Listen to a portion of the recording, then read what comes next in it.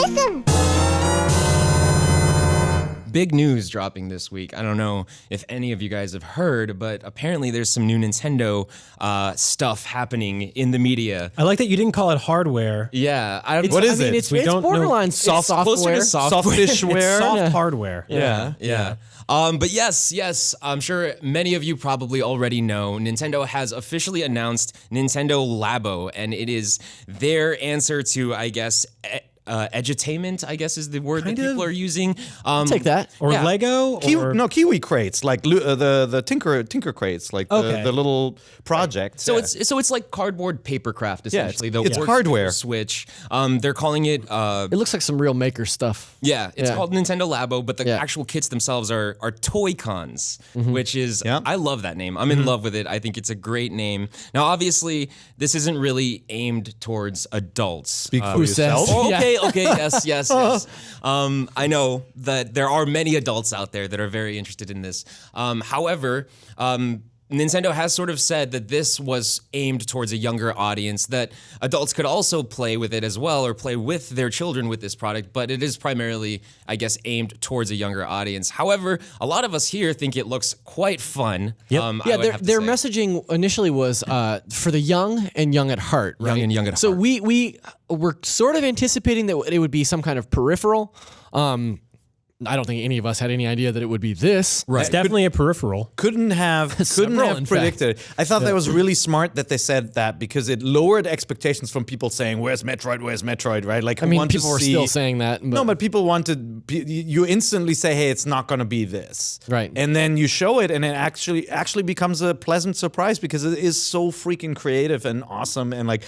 I love it when Nintendo does something that I couldn't have possibly predicted. Yep. And this was one of those things. This is something that I don't think anybody really saw coming. Yeah, and like some of their strangest inventions in history. Once again, we've said this on the show a million times. They are a weird old 100-plus-year-old toy company that makes strange moves and does cool stuff. Yeah. But this is actually kind of mirrored in stuff they did in the past. A Twitter user yesterday brought up papercraft houses and cars that they put together as part of toy kits in the late 70s, which means they've always sort of done stuff like that. I specifically made an R-Wing out of papercraft that I got in Nintendo Power during a special issue back in the 90s. Like, this is something that fits with them. Nintendo and papercraft actually goes really hand in hand on the internet as well. And this is really cool because it's kind of moving people towards a more tangible side of stuff that video games historically move you away from. Like, video games keep you from making art and building and creating. So this is really smart. In hindsight, I mean, it totally fits with Nintendo's MO. They've created add-ons with great success in the past, from like the little steering wheel holders for Mario Kart, right? With the Wii remote in the past too.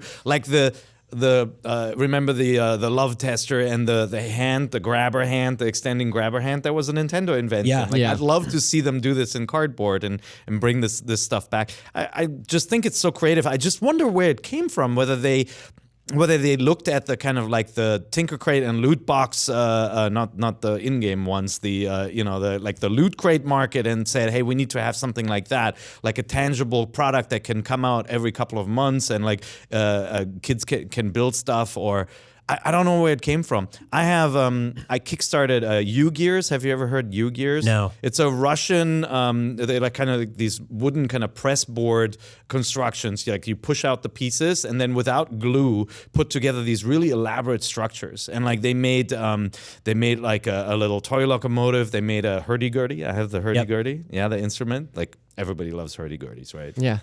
Or like a jewelry box with all these moving gears. And like, that's what this reminded me of. But I guarantee you there was just somebody internally at Nintendo who loves doing these crafts.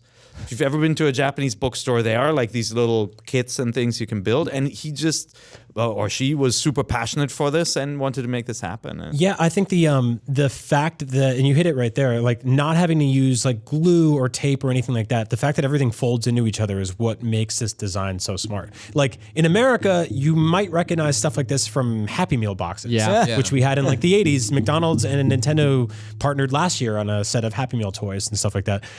It's really cool to see this come into fruition like this. Completely unexpected from Nintendo, obviously, although unexpected should be expected expected from them at this point.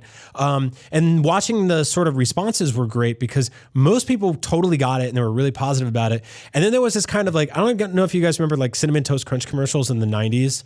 It was all like, adults can't see what makes Cinnamon Toast Crunch so good. And the kids were like, oh, it's the swirls. It's really good. Like, it's delicious. All these people yesterday were like, I don't get it. $80 for cardboard? And it's like, well, they're not selling you cardboard. Yeah. Like, it comes with a physical copy of a Switch game, which is what you buy when you buy Switch games. You might have seen that at every video game store. The cardboard's like $10. The props and everything are $10. What you're buying here is software that teaches you how to build it. It's got on-screen, like, sort of instruction manuals that you rotate and scale the models and stuff like that. So it's really smart. I think that the sort of 3D modeling community is going to jump on this. I think that the 3D printing community is going to jump on this. Tom Marks, who works here at IGN, already built his own prototype of it. Let's show this thing off real quick. So this is our little like beta version of Nintendo Labo. The IGN Labo. Yeah, if you're listening at home, we're holding what looks like a cardboard pool cleaner. Yeah, and a it sad actually works. cardboard cockroach with ears. Yeah, and then hooked up to the Joy-Cons on the side, and then using the sort of Find My Joy-Cons tool that's baked in every Switch, you can vibrate the Joy-Cons and it makes this terribly loud ringing noise, and then the unit actually moves a little bit. Right, we're gonna have to turn it back on You here. you ready? I'll vamp until then. Ready? But anyway, he basically, there we go. Wow, look at that. Amazing. Incredible. Look, it slowly And it's rotates. off. So that's the kind of experiences you can expect from Nintendo Labo this April. So look for that.